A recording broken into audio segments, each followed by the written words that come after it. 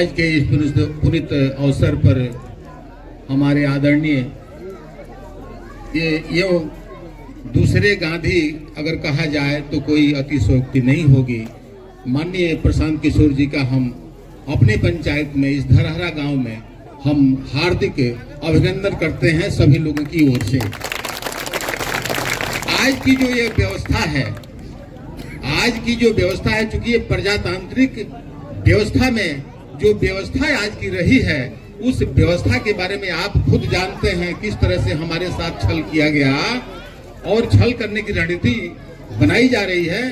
तो हम ज्यादा कुछ नहीं कहते हुए आज की व्यवस्था के तरफ आप लोगों के एक शेर के माध्यम से मैं कहना चाहूंगा कि फना के बाद सता रहा है कोई, फना के बाद सता रहा है कोई, निशा कब्र का मिटा रहा है कोई, या खुदा मुझे थोड़ी सी जिंदगी और दे दे क्योंकि मेरे जनाजे से उदास जा रहा है कोई।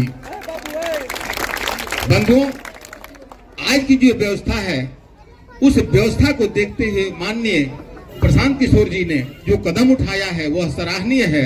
और गांधी जी ने जो अपना अभियान पदयात्रा चला करके अंग्रेजों को ललकारा था, उसी तरह से आज की जो कुरीतियां हैं, जो व्यवस्थाएं हैं, उन व्यवस्थाओं को हमें आशा है और विश्वास है कि प्रशांत किशोर जी का यह अभियान जो है उस व्यवस्था को, कुव्यवस्था को ललकार करके छोड़ देंगे और हमें एक व्यवस्था, एक सुदृढ़ व्यवस्था की बात करेंगे।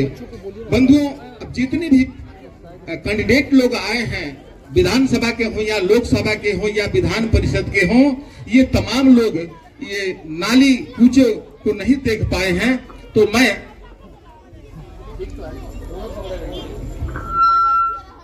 मैं चाहूंगा कि उन व्यवस्थाओं को देखते हुए आप इनके कंधे से कंधे मिला करके, चूंकि सत्य की बात कही जाए तो आपको सत्य अच्छा लगता है, बुरा अच्छा नहीं लगता है, तो आप जो है सत्य के रास्ते पर चल रहे हैं, इसे आप स्वीकार करें और कंधे से कंधे मिला करके चलने का संकल्प लें। इन्हीं चंद शब्दों के साथ मैं अपनी वाणी को विराम देता हूं। आप तमाम लोगों को जय बिहार। मैं डॉक्टर दिव्य कुमार यादव, छपरा दरियापुर ब्लॉक दरियाहारा पंचायत का मैं रहने वाला हूँ। ऐसे तो मेरा professional trade education line sector से जुड़े हुए हैं, लेकिन प्रशांत भैया का यह व्यवहार, यह विचार, यह सुराज जन सुराज का जो सूत्रधार लेकर बिहार के अंदर जो भ्रमण और जो व्यवस्था के परिवर्तन के रंगमंच को सजाने का जो काम कर रहे हैं, वो हमको लग रहा है कि सत्यम शिवम सुंदरम, द ट्रूथ, द गुड, द ब्यूटीफुल। यह जनता जननायक, यह शिवानी की धरती देश स्तर पर प्रथम योगदान देकर प्रेसिडेंट राष्ट्रपति का एक योगदान देश स्तर पर देने का काम किए थे। भर्तृहरि साहब ठीक ही कहे हैं कि सैले सैले नाम मारी कम मोती कम न गजे गजे, सर्वत्र में साध धूम न बने बने।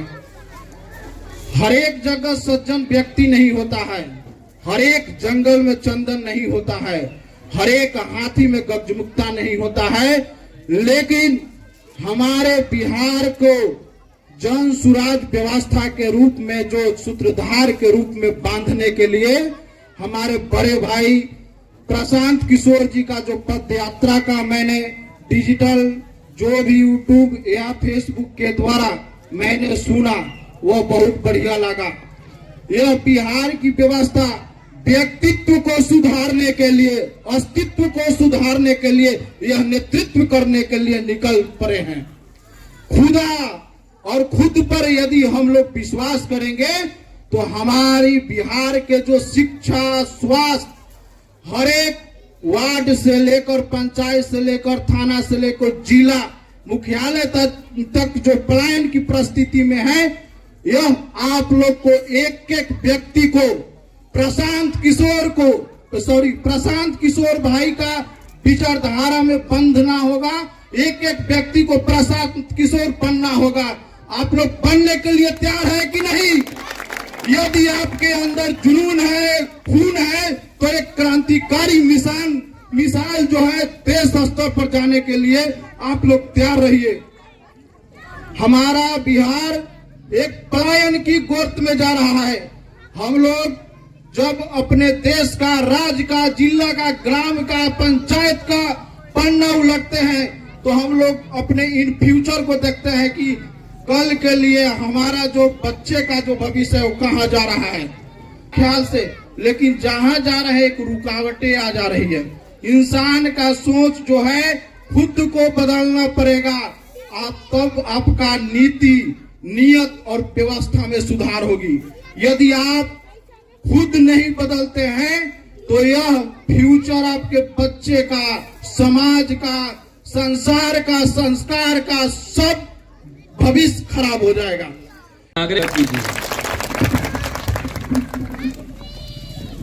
नमस्कार। सबसे पहले आपने अपने गांव के इस प्रांगण में मेरा जो स्वागत किया है, मुझे जो सम्मान दिया है, मुझे मेरी बात रखने का अवसर दे रहे हैं, अपने से मिलने का अवसर दे रहे हैं, इसके लिए आपका तहे दिल से आभार व्यक्त करते हैं, आपका शुक्रिया अदा कर रहे हैं। देखिए, हमारा नाम है प्रशांत किशोर। हम नेता तो है ना, हम मंत्री विधायक नहीं हैं, हम मुखिया सरपंच भी नहीं हैं। हम तो एक साधारण परिवार के लड़के हैं और अभी पदयात्रा पर निकले, पैदल चलतानी। संकल्प ले ले बानी कि पूरा बिहार में गांव, शहर, कस्बा, पंचायत पैदल चल के जाई। सुबह से चलना शुरू करते हैं, सांझ तक कहीं पहुंचो। आज अभी जाके इंग्लिश में रुक जाई, फिर हो से काल से चले शुरू कर जाई। 140 दिन हो गए चलत, अभी 5वां जिला में बानी। पूरा बिहार घूमे में करीब करीब 5000 किलोमीटर पैदल चले पड़ी, 1.5-2 बरिस समय लागी। तो हम पैदल काहे चलतानी? हमारा पैदल चलने से तो राउर गरीबी ना दूर होई। हमारे पैदल चलने से आपके पढ़ने की व्यवस्था नहीं ठीक होगी। हमारे पैदल चलने से भ्रष्टाचार नहीं खत्म होगा। आपके गांव का गली नाली सड़क नहीं बनेगा। तो रउआ तो कोनो फायदा ऐसे बाना। हम वोट रउआ से मांगत नहीं की, हम तो दले नहीं की बनैले, तो वोट रउआ से मांगब कैसे? आदमी सोचा था कि भाई वोट मांगत नहीं कौन, हमनी के कोनो फायदा बा ना, तो पैदल काहे चलत? पैदल इसलिए चल रहे हैं कि जिस समाज, जिस राज्य के लोगों की स्थिति को सुधारना चाहते हैं, कम से कम एक बार जाकर अपनी आंख से देखें तो सही कि आप रहते किस कष्ट में। हम सिवान में घुसल बानी, तो जब हम चंपारण में रही तो कुछ आदमी सिवान के जात रहे तो कहत रहे कि सिवान में भैया इतना गरीबी नहीं थे। सिवान का बड़ा बड़ा नेता, हम सिवान में चलो तनी रवा के बता रहल बानी कि पश्चिम चंपारण से भी राउर दशा खराब बा। जितना गरीबी है, तो जो नेताजी लोग भी है यहाँ, जो हमारे साथ भी मिलने आता है, उसको भी नीचे का स्थिति का ज्ञान नहीं है। ये 4-4 बार से विधायक होकर पंचायत के नाम नहीं खे मालूम, काम के तो बातें छोड़ दी। आदमी जीव जकरा के रवा नेता बना देनी, अब वो हेलीकॉप्टर से ऊपर चलता, जमीन पर कोई नहीं खे चलत। यही से ना हमनी के खिस्सा कहानी में पहले सुनावल जात रहे कि जे प्रतापी राजा होत रहे, वो रात में भेष बदल के निकल के जात रहे देखे खातिर कि प्रजा के का कष्ट बा। और आज के दशा रवा देखी कि रात के तो बातें छोड़ दी, जे दिन में भी कोई रवा से सुध लेवे नहीं खे आवत, जेकरा के रउआ नेता बनैले बानी। ये दुर्दशा बा हमनी के। तो हम चलल बानी, निकलल बानी पैदल, गावे गावे जाई, देखो लोग से समझो। पदयात्रा का पहला उद्देश्य है कि गांव, शहर, कस्बा, देहात में घूम के बिहार के पंचायत का, हर पंचायत का विकास का योजना बनाया जाए। बिहार के ना, बिहार के हर पंचायत का अलग से योजना बने। 10 वर्ष में आपके पंचायत को कैसे विकसित बनाया जा सकता है। जब पदयात्रा खत्म हुई तो योजना बना के जारी करो। आप अपने गांव अपने पंचायत में रवा बैठ के देख सको कि जन सुराज का आपके गांव आपके पंचायत के विकास के लिए योजना क्या है। वो योजना में खाली ना कहो कि रवा गांव में गइल रही या रोड टूटल बा रोड बन जाई। रोड टूटल बा नाली गली नहीं खे तो बन ही के चाहिए, लेकिन नाली गली का बनना रोड का बनना विकास नहीं है। अगर विकास चाहिए तो आपके बच्चों को पढ़ाई की व्यवस्था होनी चाहिए, रवा लइकन के रोजगार होके के चाहिए, एजा खेती किसानी सुधरे के चाहिए, एजा फैक्ट्री लागे के चाहिए।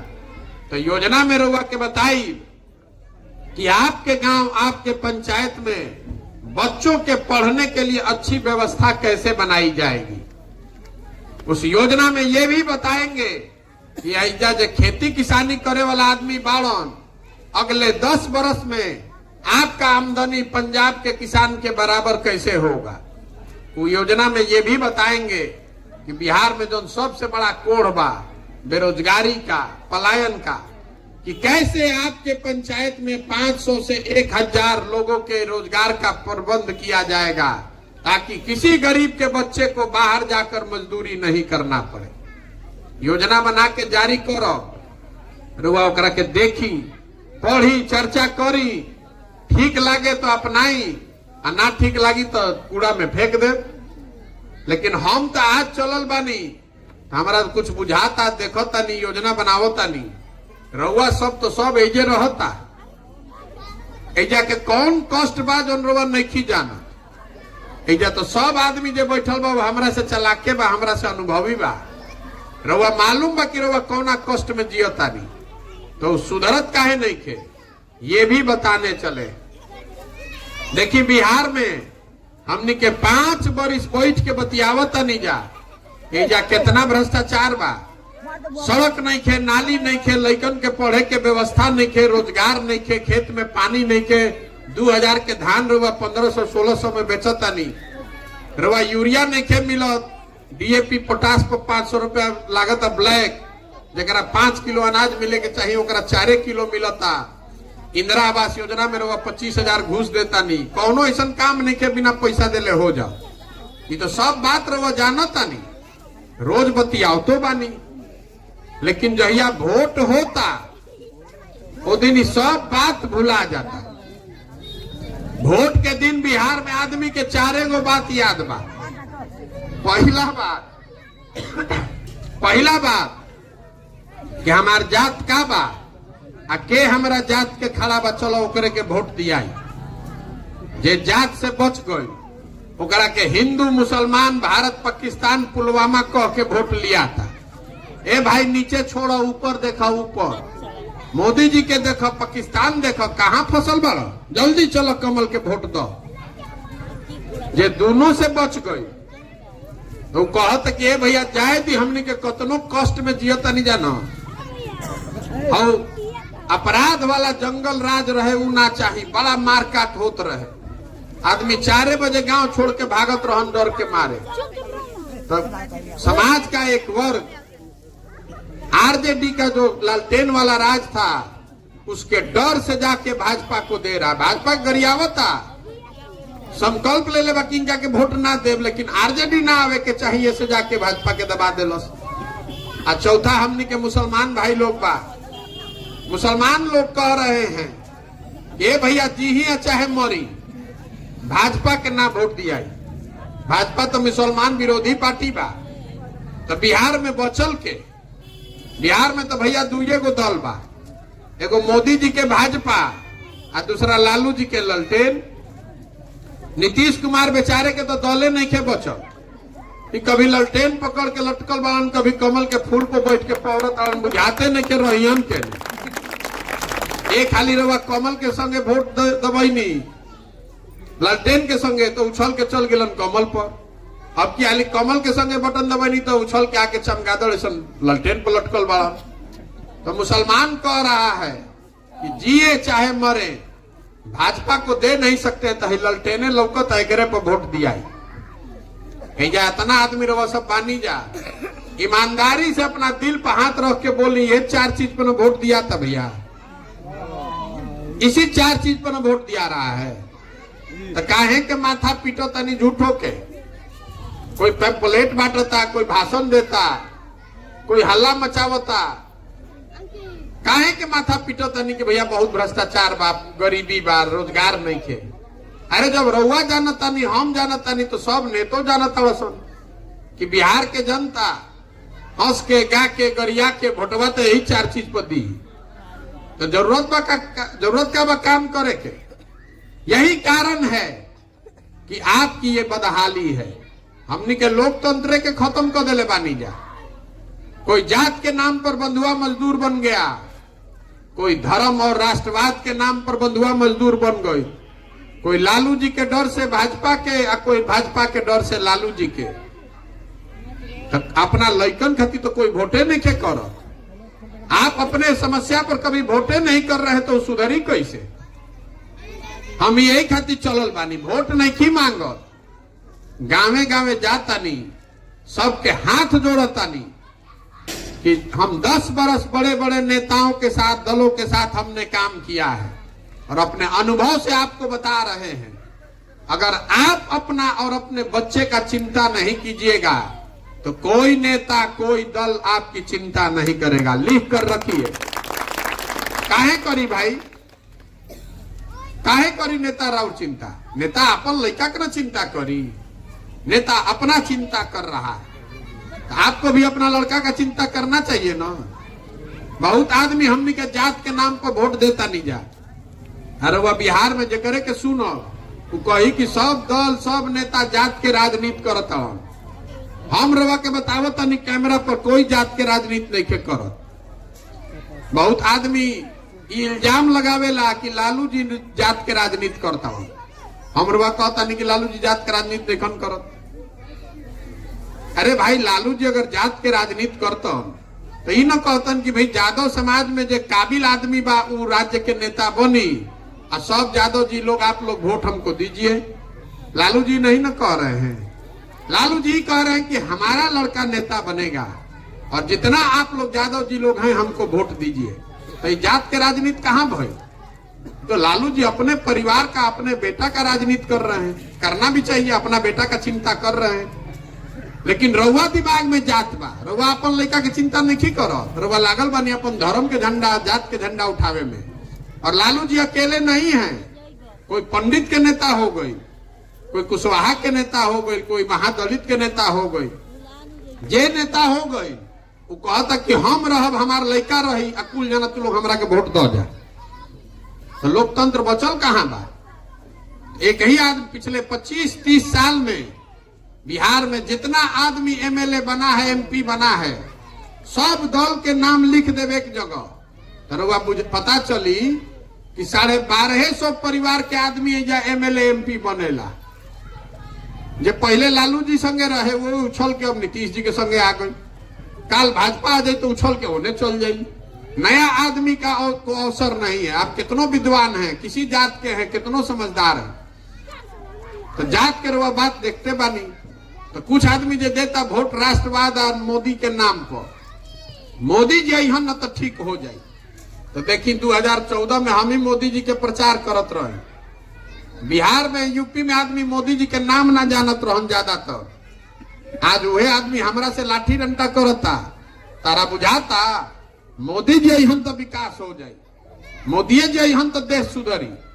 तो हम रउआ के बता रहल बानी कि मोदी जी अहन तो विकास होई कि ना होई। 9 बरिस से मोदी जी प्रधानमंत्री बाड़न। विकास हुआ कि नहीं छोड़ दीजिए, बिहार का भला हुआ कि नहीं इसको भी छोड़ दीजिए, बिहार के आदमी के कुछ मिलल कि ना एकरो के छोड़ दी। 9 बरस से मोदी जी प्रधानमंत्री बाड़न, लेकिन 9 बरस में अगर एक उन्होंने बिहार के लिए एगो बैठक किया हो, समीक्षा बैठक, तो वह हमरा के दिखा दी पेपर के कटिंग। हम काल से मोदी जी के झंडा लेके फिर घूम गए। अरे एगो बैठक तक नहीं किया 9 बरस में उस आदमी ने।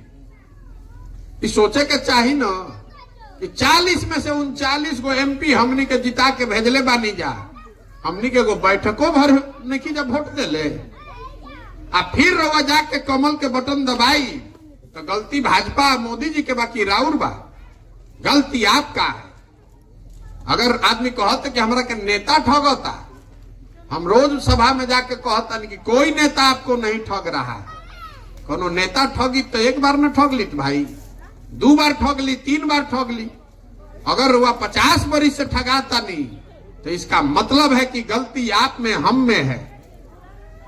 पहले मोदी जी ठगलन, कभी लालू जी ठगलन, कभी नीतीश जी, कभी कांग्रेस, अब प्रशांत किशोर आई बालन, प्रशांत किशोर ठग ली हम। जब रउआ समझ नहीं थे कि वोट कैसे देवे के बाद, तो कोई ना कोई आके ठगिए ली। यही बताने चले, हाथ जोड़ रहे हैं कि अपना नहीं तो कम से कम अपने बच्चों का चेहरा देखिए, और नहीं सुधरिएगा तो जिस गरीबी बदहाली में आपका जिंदगी बीता है, इसी गरीबी बदहाली में आपके बच्चों का, आने वाले पीढ़ी का भी जिंदगी बीतेगा। कोई नहीं बिहार को सुधार सकता।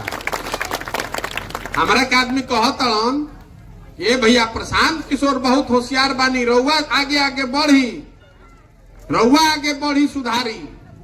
तो जे मंच पावेला यह न कहेला कि हमरा के वोट दे दो, हम आइब न तो सुधार दे। तो हम रउआ के कहे आइल बानी, ए भाई हमरा के रउआ वोट देइयो दे तो वो बिहार सुधरे वाला नहीं थे। एगो प्रशांत किशोर आ जास की 10 प्रशांत किशोर, ये नहीं सुधर सकता है।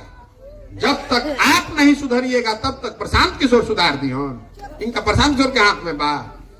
हम चलत नहीं पैदल, 100 गो लड़का आगे दौड़ो ताड़ा सन, तो 50 गो लड़कन के शरीर पर तो शुद्ध कपड़ा नहीं थे।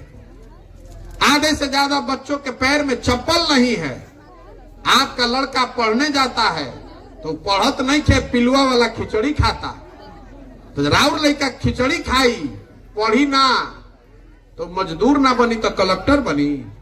ये समझ में आना ना चाहिए भाई आपको। जब रउआ समझ में आते नहीं के तो कोई नेता सुधार दी। इतना आदमी बानी जा, जरा बुझाता कि नेता हमरा के ठगता, तनी अपन लड़कन के नाम पर हमरा के बताई कि जीवन में कब हमने आपने शिक्षा के लिए वोट किया है। कभी नहीं किया है। तो जब रउआ शिक्षा खातिर वोटे नहीं करो तो शिक्षा सुधरी कैसे? जब आप रोजगार के लिए वोट ही नहीं कर रहे हैं तो रोजगार मिली कैसे? रउआ तो जात के झंडा उठैले बानी, धर्म के झंडा उठैले बानी। कभी पुलवामा के नाम पर वोट देता नहीं, कभी पाकिस्तान चाइना के नाम पर वोट देता नहीं। तो कैसे सुधरेगा बिहार? यही बताने चले। समझ में आए तो बहुत अच्छा, और ना समझ में आई तो जेकर झंडा लेके चलो तनी चली, हमरा उसे कोनो फर्क नहीं के पड़ेगी। हमारा काम है प्रयास करना, ईमानदारी से, शुद्धता से। 140 दिन से घर द्वार सब छोड़ के रोज पैदल चल रहे हैं। इसीलिए चल रहे हैं कि जगिए, अपने लिए नहीं तो अपने बच्चों के लिए जगिए। वोट देते समय स्वार्थी बनिए। आप अपना और अपने बच्चों का भविष्य देखकर वोट दीजिए। देखिए जा रोड पर मोटरसाइकिल चलता, मोटरसाइकिल कहां बनता? मोटरसाइकिल बनता हरियाणा में, महाराष्ट्र में। रउआ घर में टीवी देखतनी, रेडियो सुनतनी, हाथ में मोबाइल ले ले बानी, ये कहां बनता? ये बनता उत्तर प्रदेश में, महाराष्ट्र में। आपके घर में सीमेंट लगता है, छड़ लगता है, ये कहां बनता है? ये बन रहा है झारखंड में, मध्य प्रदेश में, उड़ीसा में। रउआ बस में चलता नहीं, ट्रक ट्रैक्टर देखता नहीं, कहां बनता? ये बनता तमिलनाडु में, गुजरात में, महाराष्ट्र में, पंजाब में। तो इतना आदमी रहो सब बानी जा, सोच के बताई बिहार में क्या बनता? अरे बिहार में क्या बनता ही ना बताई, कुछो नहीं के बनत। हम रवा के बतावता नहीं क्या बनता। बिहार में हमनी के बनावता नहीं, जवान लड़कन के मजदूर पूरा राज्य में जवान लड़का पैदा करी, पेट काट काट के ओकरा के पाल पोस के बड़ा करी। 20 बरिस 22 बरिस के लड़का हो गई तो पीठ पर झोला बांध के चल गई मजदूरी करे।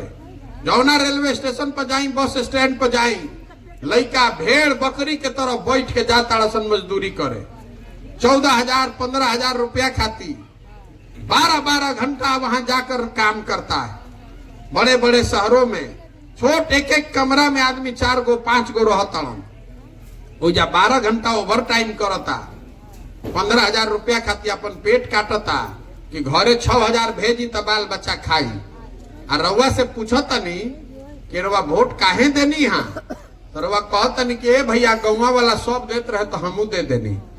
अरे राउर लइका, राउर घर के सवांग, राउर बाबूजी, राउर चाचा, राउर भतीजा अपन पूरा जवानी गला रहा है, हाड़ गला रहा है, और वह वोट ऐसे ही दे देता नहीं। और अगर ऐसे ही दे देता नहीं तो रउआ ना भोगब तो हम भोगब, कौन भोगेगा? बिखार के जो हालत हो गई बा जनता के, रोड पर चलता नहीं, हम कुर्ता पैजामा पहले आदमी देख लेता, आदमी धो लेता, ए भैया तनी हमरा के राशन कार्ड में नाम जोड़वा दी, है नाली गली बनवा दी, तनी इंदिरा आवास दिवा दी। देखी हमनी के दुर्दशा। बाबा साहब अम्बेडकर ने, महात्मा गांधी ने आपको हमको अधिकार दिया है, आप जिसका बटन दबाते हैं वो राजा बनता है। रुआ राजा बनावे के अधिकार बा, लेकिन आपन बेवकूफी में रुआ भिखार बन के घूमता नहीं।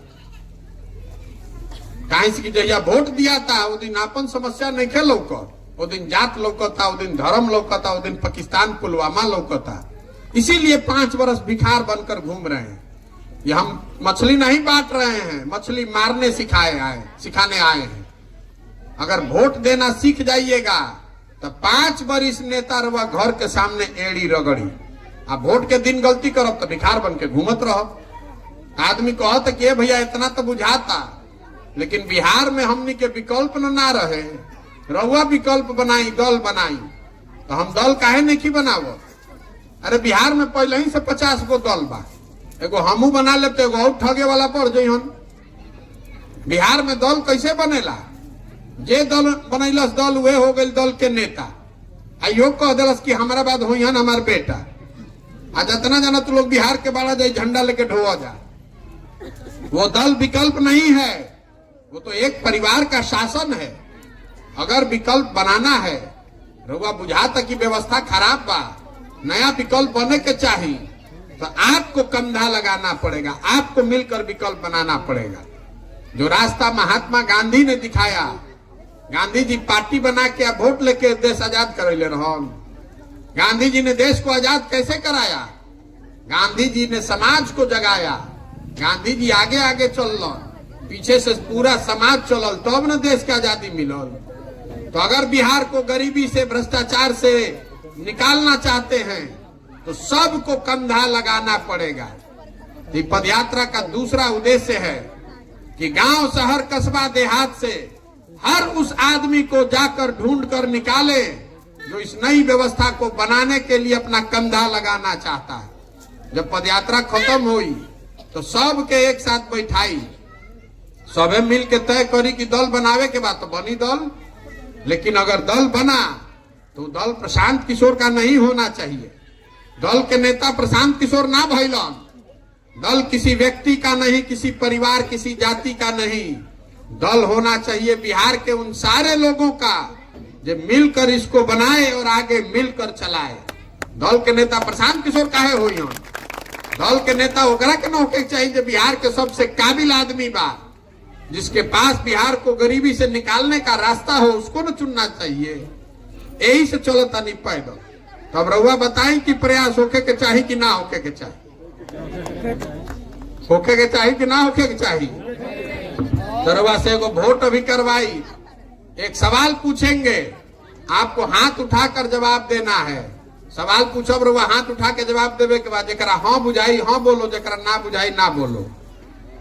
पिछले 30-40 सालों में आपने, हमने जिसको भी वोट दिया, किसी ने हम लोगों के और हम लोग के बच्चों की चिंता नहीं की।